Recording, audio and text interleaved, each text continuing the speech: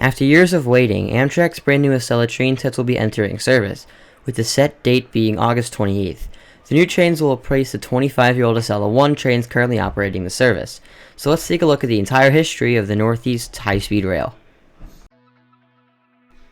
In 1965, the High-Speed Ground Transportation Act was passed with the hope that the U.S. could catch up in the realm of high-speed rail. This would lead to the Metroliner service, which ran from New York to Washington along the Northeast Corridor. The schedule for the Metroliner service consisted of hourly service between New York and Washington, D.C., with half-hourly service from New York to Philadelphia. At first, trains would operate at 110 miles an hour, with speeds expected to increase to 150 miles an hour. However, this never happened due to poor track conditions on the corridor at the time, and the Metroliner railcar suffering from severe technical issues. Because of these issues, the sets were retired by the 1980s, with some being converted into cab control cars for intercity services, mainly the Keystone service from Harrisburg to New York. However, Amtrak didn't want to give up on high-speed rail just yet.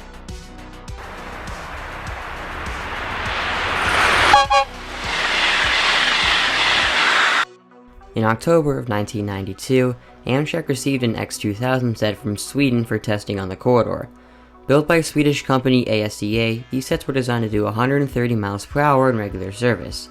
Similar to America, Sweden didn't have any great separated high-speed rail at the time, so in order to allow these sets to operate at high speeds, they were given a tilting mechanism to tilt around sharper curves not originally intended for high-speed rail.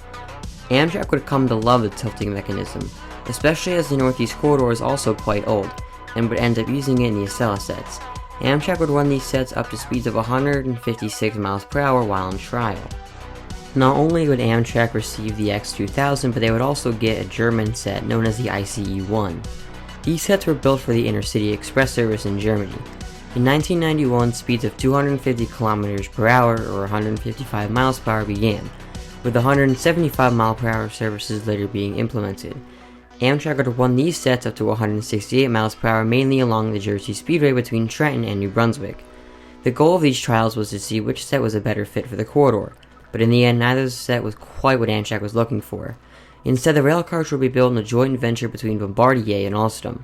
Bombardier LRC coach design would be the basis for the Acela coaches, and Alstom TGV power cars would be the basis for the Acela cars.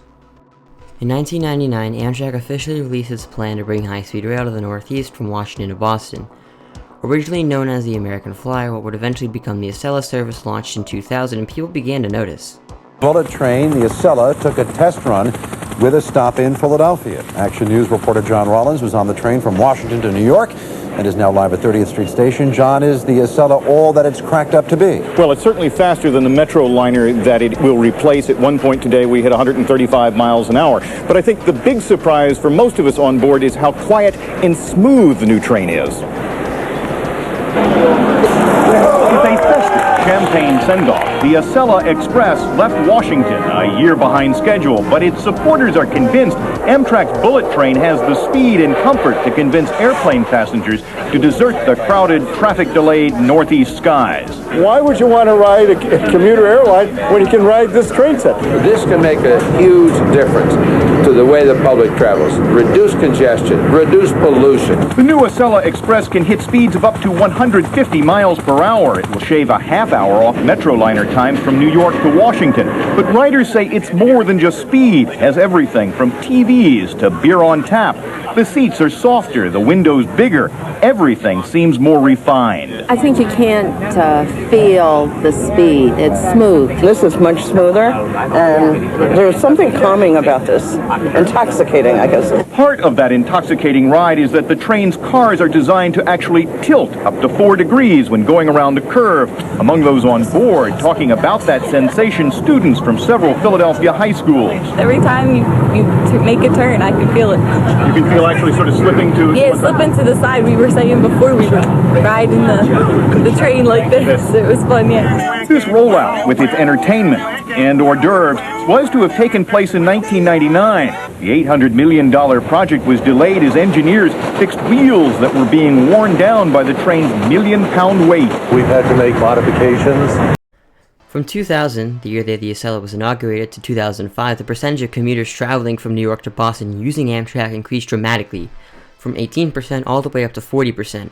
showing how people were attracted to the idea of high-speed rail and competing directly with roads and airlines.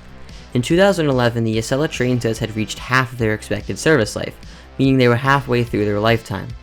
Amtrak wanted to refurbish the Acelas originally, involving an order of more coaches to create Acela sets with 8 coaches, rather than the usual 6 cars we're used to. In 2012, Amtrak decided to drop this idea in favor of a full replacement of the train sets. In August of 2016, a $2.45 billion loan from the feds was announced to help pay for the new train sets. Known as Acela 2 or Acela Liberty, the new sets would be built by Alstom.